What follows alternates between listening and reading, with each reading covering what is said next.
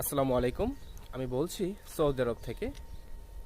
আমি আজকে সৌদি আরবে 6 দিনে সৌদি আরবের বেশ কিছু বিষয় লক্ষ্য করলাম, আর সেই বিষয়গুলো আমি আপনাদের সঙ্গে শেয়ার করব।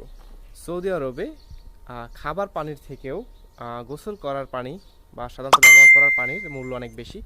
এই যে পিছনে একটা থলের মতো দেখতে পাচ্ছেন, এই থলের ভিতরে পানি ভরতে 180 রিয়াল লাগে, যেটা বাংলাদেশি প্রায় 6,000 টাকা। অথচ আমরা কিন্তু এই ধরনের পানি অনায়াসে এমনিতেই ব্যবহার করে থাকি, বা গভীর নলকূপ স্থাপন করে সেখান থেকে তুলে ব্যবহার করি। মানে এর জন্য কোনো খরচ করতে হয় না, কিন্তু এখানে পানি কিনে ব্যবহার করতে হয়। এখানে দেখবেন প্রত্যেকটা মসজিদের ভিতরে ফ্রিজের ভিতরে পানি রাখা থাকে ফ্রিতে, চাইলে আপনি খাইতে পারবেন, এবং খেজুরও থাকে, আপনি চাইলে পানি এবং খেজুর দুটোই খেতে পারবেন। আমি এখন বের হয়েছি দোকানে যাওয়ার উদ্দেশ্যে।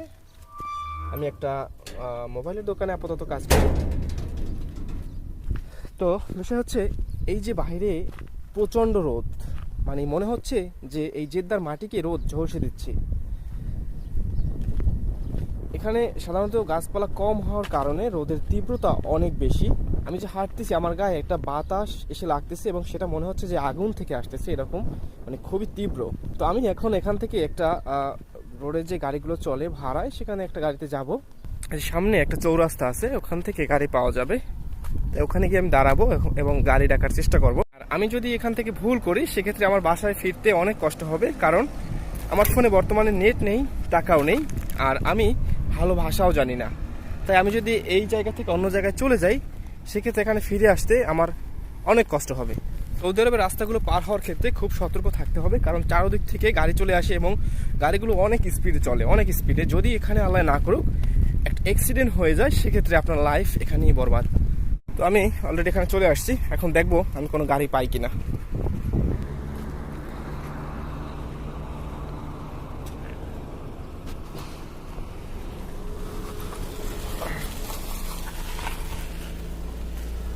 আনারো মাহাত্তা খায়ের কামরিয়াল খামসা।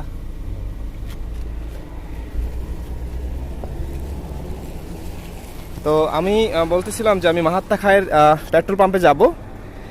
কত টাকা? ড্রাইভার আমাকে বললো যে আসারা মানে 10 টাকা। তো এখান থেকে 5 টাকাই ভাড়া। তো আমার কাছে 10 টাকা চাইলে আমি বলছি যে না, খামসা মানে 5 টাকা, 5 টাকা হইলে আমি যাবো আর কি। তো ড্রাইভার চলে গেল, আমাকে নিল না। দেখি অন্য কোনো গাড়ি আসে কিনা।